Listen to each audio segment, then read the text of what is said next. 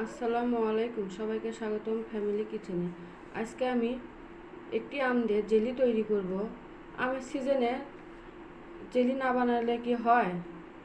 তাও আবার কাঁচা আমের জেলি বাচ্চারা খুব পছন্দ করে। এজন্য এখানে বড় একটা সাইজের আম নিয়েছি। এখন এটা ধুয়ে গ্রেট করে নেব। আমরা গ্রেট করে নিচ্ছি। আপনারা চাইলে বটি দিয়ে কেটে নিতে পারেন। গ্রেট করে নিলে হয়তো তাড়াতাড়ি সিদ্ধ করা যাবে, এই জন্য আমি গ্রেট করে নিচ্ছি। আমটা পুরোটাই গ্রেট করে নেব। আমটা গ্রেট করে নেওয়া হয়েছে। একটা পাত্র নিয়েছি, এর ভিতরে এখন 3 গ্লাস পানি দিয়ে দেব মেপে মেপে।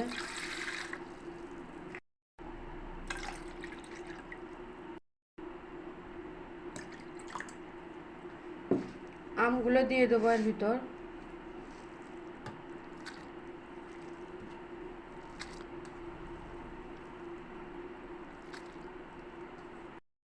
এখন এটা চুলায় সেদ্ধ করে নেব।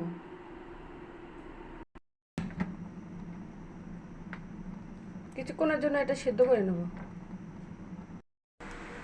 আম সেদ্ধ হয়ে গেছে, দেখুন। এটা আমি নেমে নিয়ে ছেঁকে নেব।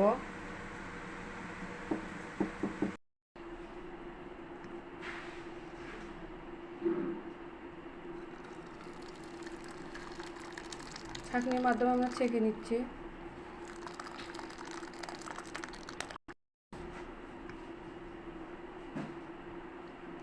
চামচের সাহায্যে এটা আমরা রসগুলো বের করে নেব ছেঁকে ছেঁকে।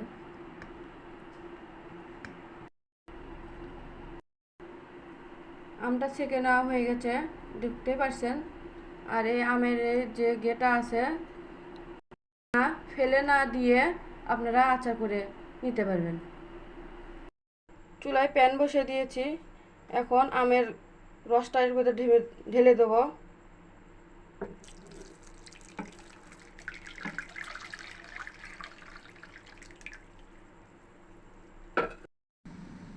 সামান্য পরিমাণে লবণ দেব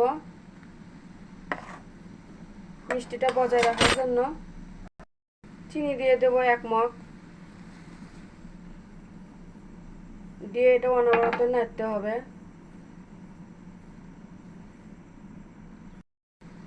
এখানে সামান্য পরিমাণে ফুড কালার অ্যাড করব।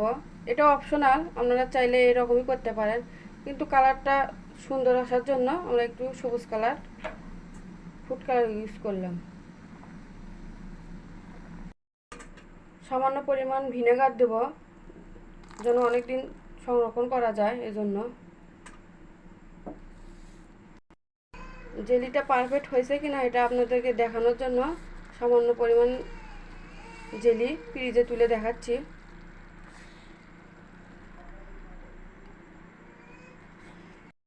দেখুন পারফেক্টভাবে জেলিটা তৈরি হয়ে গেছে, কোনোভাবে সরতেছে না, যেখানে আছে ওখানেই আটকে আছে। আমাদের জেলিটা তৈরি হয়ে গেছে, এখন আমি এটা নেবে নেব। জেলিটা তৈরি হয়ে গেছে, এখন একটা পাউরুটির জেলি তুলে দেখাচ্ছি কতটা পারফেক্ট হয়েছে।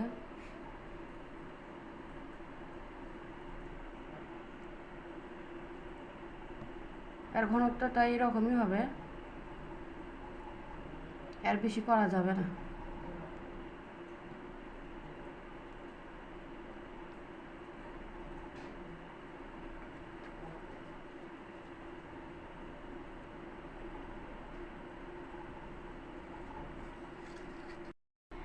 তৈরি হয়ে গেল কাঁচা আমের জেলি। আমের সিজনে এরকম কাঁচা আমের জেলি আপনারা অবশ্যই বানিয়ে খাবেন, বাচ্চারাও অনেক পছন্দ করবে। অবশ্যই আমাদের চ্যানেলটি সাবস্ক্রাইব করবেন এবং বেশি বেশি করে লাইক, শেয়ার, কমেন্ট করবেন। ধন্যবাদ সবাইকে।